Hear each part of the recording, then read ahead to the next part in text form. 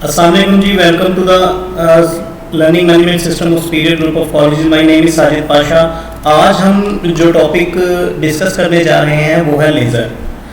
Laser बेटे कोई dictionary में प्रॉपर वर्ड नहीं है। लेज़र असल में एब्रीविएशन है light amplification by stimulated emission of radiation. Light amplification by stimulated emission of radiation. आप देखें लेज़र की फील्ड में बहुत ज़्यादा तरक्की हुई। पहली लेज़र 1960 में बनाई थी थियोडोर एच मेमैन ने, और आज लेज़र की आप देख सकते हैं तरक्की कितनी ज़्यादा है। इस फील्ड में पीएचडी तक तालीम दी जा रही है। लेज़र की जो खासियत है, जो करैक्टरिस्टिक है, वो इस वक्त आपको अपनी स्क्रीन पे नज़र आ रही हैं। ठीक है, laser is a highly coherent. Coherent mean single phase होता है। एक बीम होती है ना, तो तमाम बीम में जितनी रेज होती है सबका सेम फेज होता है। अगर सेम फेज नहीं होगा तो लेज़र फैल जाएगी, इसलिए सेम फेज होता है। Laser is a monochromatic. Monochromatic होती है, सिंगल वेवलेंथ होती है। तो आपको नज़र आता है कि लेज़र हमेशा एक स्पेसिफिक कलर की होती है।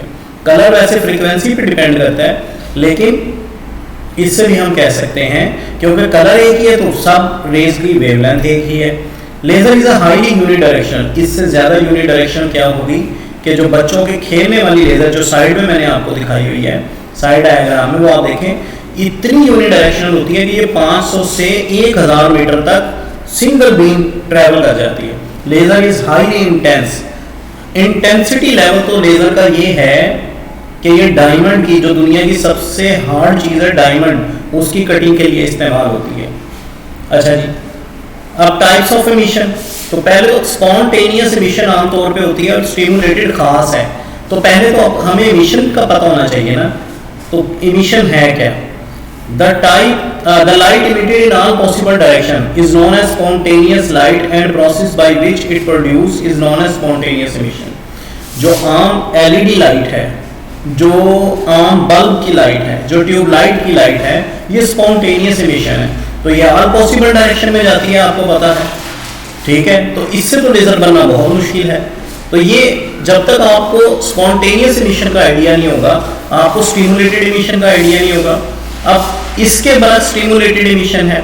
स्पॉन्टेनियस में तो एक डायरेक्शन में है, सॉरी ऑल पॉसिबल डायरेक्शन में। तो स्टिमुलेटेड में क्या होगा, देखें emitted photon goes in same direction with incident photon. तो नीचे डायग्राम में भी दिखाया गया, आप जरा गौर से देख सकते हैं कि ये जो एक इलेक्ट्रॉन है, इसने ये फोटोन बाहर से गेन किया और गेन करके ये एक्साइट हो गया। एक्साइट होने के बाद ये देखें ये वापस आया और इसने ये फोटोन इंसिडेंट के साथ एक फोटोन निकालना है। तो आप ये देख सकते हैं ये दो फोटोन हैं, एक इंसिडेंट फोटोन है और एक इमिटेड फोटोन। तो दोनों सेम डायरेक्शन में जा रहे हैं ना, दोनों सेम डायरेक्शन में जा रहे हैं, तो ये लेज़र क्रिएट करेंगे। ये असल में प्रिंसिपल है। तो नेक्स्ट चलते हैं, पॉपुलेशन इन्वर्जन। पॉपुलेशन इन्वर्जन के बगैर लेज़र प्रोड्यूस नहीं हो सकती। The state in which more number of atoms are excited than in ground state. यानी ज्यादा एटम एक्साइट होते हैं और कम ग्राउंड स्टेट में। यानी अगर 10 लाख एटम है आपके पास, तो कम अज कम 7 लाख एटम एक्साइटेड स्टेट में होना चाहिए। इसी को पॉपुलेशन इन्वर्जन कहते हैं। ठीक है, atoms can reside 3 different states. अब 3 डिफरेंट स्टेट्स इसलिए कि नॉर्मली तो आप पढ़ते हैं ग्राउंड स्टेट और एक excited state. Population inversion achieve करने के लिए एक तीसरी स्पेसिफिक स्टेट होती है जिसको हम क्या कहते हैं, मेटास्टेबल स्टेट। अच्छा, अब इसमें ऐसी क्या खासियत है, आप जरा गौर से देखें बेटे। जो नॉर्मल एक्साइटेड स्टेट है वहां पे एटम रह सकता है 10⁻⁻7 से लेके 10⁻⁻8 सेकेंड तक और फौरन बाहर नीचे आ जाएगा। अब इलेक्ट्रॉन ग्राउंड स्टेट से जाएगा डायरेक्ट इस एक्साइटेड स्टेट में, यानी 10⁻⁻7 वाली एक्साइटेड स्टेट में, लेकिन वहां से जंप करेगा मेटास्टेबल स्टेट में और वहां स्टे करेगा 10⁻3 सेकेंड तक, यानी 1 लाख गुना देर तक तकरीबन आम एक्साइटेड स्टेट से। तो आप ये देख सकते हैं यहाँ पे अब इलेक्ट्रॉन इतने में, ये इलेक्ट्रॉन नीचे आएंगे, इतनी देर में मजीद एटम एक्साइट हो जाएंगे, तो मजीद इलेक्ट्रॉन ऊपर पहुंच जाएंगे, तो ज्यादा एटम एक्साइटेड हो जाएंगे और कम एटम पड़े होंगे ग्राउंड स्टेट में। तो इसके बगैर आप लेजर नहीं बना सकते, और ये लेजर निकलती आपको नजर भी आ रही है। तो ये तो एक जनरल प्रोसेस था लेजर जनरेट करने का। एक बेटे ट्यूब होती है, आप देखें इसमें लेजर एक्शन प्रोड्यूस करना होता है। हम इसको इलेक्ट्रिक डिस्चार्ज से अंदर इसके गैस है उसको एक्साइट करते हैं, दो साइडों पे मिरर लगे, एक फुली रिफ्लेक्टिंग मिरर है ये है, और एक पार्शियली रिफ्लेक्टेड मिरर है। तो फुली रिफ्लेक्टेड मिरर का क्या है कि जो अंदर एटम एक्साइट हुए, ये एक्साइट होकर फोटोन निकालेंगे। ये फोटोन जब इधर टकराएंगे फुली मिरर से तो रिफ्लेक्ट बैक होंगे, तो ये ऐसे बैक एंड फोर्थ मूव करेंगे और अंदर गैस के मजीद जो एटम ग्राउंड स्टेट में पड़े थे उन्हें एक्साइट कर देंगे। तो गैस में क्या हो जाएंगे, ज्यादा एटम एक्साइट हो जाएंगे और कम एटम ग्राउंड स्टेट में होंगे। तो इसी को कहते हैं पॉपुलेशन इन्वर्जन। अब इसको पार्शियली सिल्वर क्यों रखा, दरमियान से इसको सिल्वर नहीं रखते बल्कि दरमियान से इसको ट्रांसपेरेंट रखते हैं। साइडों पे जो फोटोन टकराएंगे वो तो वापस चले जाएंगे मुड़ के, लेकिन जो दरमियान में आए वो बाहर निकल जाएंगे इस तरह, और वो सारे यूनिडायरेक्शनल होंगे। तो इस तरह इस गैस में लेजर एक्शन प्रोड्यूस हो जाएगा और ये लेजर पैदा कर देगी। ठीक है जी। अब हीलियम नियॉन लेजर। अब सवाल ये पैदा होता है कि हीलियम और नियॉन को ही क्यों यूज किया गया, किसी और को क्यों नहीं यूज कर लिया गया। इसकी एक वजह है, इसकी बेटे एक वजह है। हीलियम, अब जरा ये देखें, ये इसकी खासियत, it is a low energy gas laser. ये लो एनर्जी गैस लेजर है पहले तो। Helium is a pumping medium. Helium neon में हीलियम सिर्फ पॉपुलेशन इन्वर्जन पैदा करने के लिए इस्तेमाल की जाती है। ठीक है, और इसकी एक्साइटेशन स्टेट 20.61 इलेक्ट्रॉन वोल्ट पे होती है।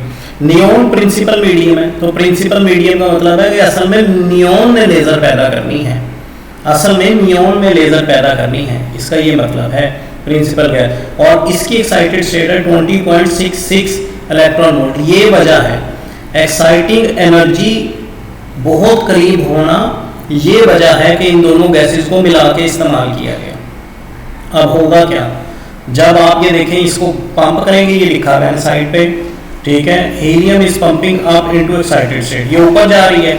इसके जो इलेक्ट्रॉन होंगे वो उसके एटम और इलेक्ट्रॉन टकराएंगे किसको, नियॉन को।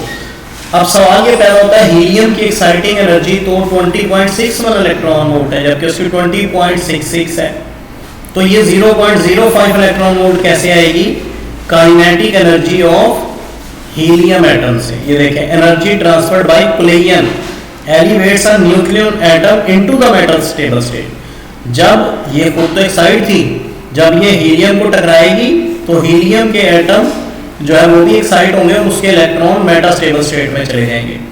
तो नियॉन की जो मेटास्टेबल स्टेट है वो 18.70 इलेक्ट्रॉन वोल्ट पे है। तो ये जब यहां से ये नीचे आएगा, ये देखें यहां से नीचे आएगा ये, ठीक है, तो ये रेड कलर का फोटोन निकलेगा जिसकी वेवलेंथ भी लिखी हुई है, और ये स्पॉन्टेनियस इमिशन होगी जब ये नीचे आएगा। निकलेंगे ये मेटास्टेबल स्टेट से, जब नियॉन के एटम ग्राउंड स्टेट में जंप करेंगे तो तब भी इमिशन होगी, लेकिन वो इमिशन कौन सी होगी, स्पॉन्टेनियस इमिशन होगी, वो लेजर नहीं बना सकती। तो लेजर सिर्फ यहीं से बननी है, तो ये लो एनर्जी है। तो इसकी कैरेक्टरिस्टिक देख लेते हैं बेटे, ठीक है, तो आपको मजीद पता लग जाएगा। देखिए जी, characteristic helium neon laser, it is a red colour laser. Red colour आपको पता है, इसको लिखना जरूरी है। क्यों लिखना जरूरी है, क्योंकि रेड कलर जो है वो विजिबल रीजन में सबसे लॉन्ग वेवलेंथ और सबसे कम एनर्जी होती है। इट हैज 632.2 नैनोमीटर, और फिर इसका ये वेवलेंथ लिखनी भी जरूरी है क्योंकि यहाँ से आपको पता लग गया ये विजिबल रीजन में आ रही है। Energy of helium neon laser 1.96 electron volt होती है। तो ये रेड कलर के ये फोटोन आपको, ये 3 पॉइंट आपको हीलियम नियॉन लेजर के लिए याद रखने होंगे। और याद रखिए, आंखों का इलाज करने के लिए यही लेजर इस्तेमाल होती है, इसके अलावा कोई लेजर आप इस्तेमाल कर नहीं सकते। एनर्जी इतनी ज्यादा होगी किसी और लेजर की कि वो आंखों को फायदा देने के बजाय नुकसान कर देगी, तो इसलिए सिर्फ रेड लेजर इस्तेमाल हो सकती है। ठीक है, यूजेस एंड एप्लीकेशन देखें बेटे, वैसे तो मैंने तस्वीर में भी दिखाया है, ये मेटल क्राफ्टिंग के लिए इस्तेमाल होती है, मेटल कटिंग के लिए इस्तेमाल होती है। लेजर लाइट शो नीचे नजर आ रहा है आपको, तो इसके लिए भी इस्तेमाल होती है। बाकी आप ये देखें सिक्योरिटी पर्पस, आपने हॉलीवुड की मूवीज में देखा होगा automatic door, automatic missile launching, ठीक है, इलेक्ट्रो ऑप्टिकल काउंटर मेजर्स बैंकों में भी लगे होते हैं, बाइंडिंग ट्रूप्स और ब्लाइंडिंग ट्रूप और बहुत सारी चीज़ें ऐसी हैं। और टारगेट लेने के लिए आपको ने देखा कि गन्स पे भी लेज़र लगी होती है, ठीक है। मेडिसिन में तो ये ब्लडलेस सर्जरी करने के लिए इस्तेमाल होती है, किडनी स्टोन तोड़ने के लिए, डर्माटोलॉजी, स्किन लेज़र जिसे आप कहते हैं स्किन सर्जरी, ऑफ्थल्मोलॉजी कैंसर की सर्जरी के लिए, डेंटिस्ट्री, न्यूरो सर्जरी दिमाग के इलाज के लिए, टिश्यू रिपेयरिंग, खुदा ना खास्ता अगर आप गिर गए और आपके किसी जगह के टिश्यू जो है वो टूट गए हैं, ब्लास्ट हो गए हैं, तो लेज़र से उसको हीट अप करके किया जाए। और कॉस्मेटोलॉजी, इसी तरह लेज़र कमर्शियल भी ये देखें ये यूज़ हो सकती है, और बिल्कुल इसी तरह अपना एनफोर्समेंट एंड साइंटिफिक रिसर्च के लिए। प्लाज्मा जनरेट करने के लिए 10 मिलियन डिग्री टेम्परेचर चाहिए उसमें लैब में, तो 10 मिलियन डिग्री प्रोड्यूस करना तो नामुमकिन है ना, तो फिर लेज़र प्रोड्यूस करके देती है हमें। ठीक है बेटे, आज के लिए इतना ही काफ़ी है। नेक्स्ट लेक्चर तक के लिए अल्लाह हाफिज़।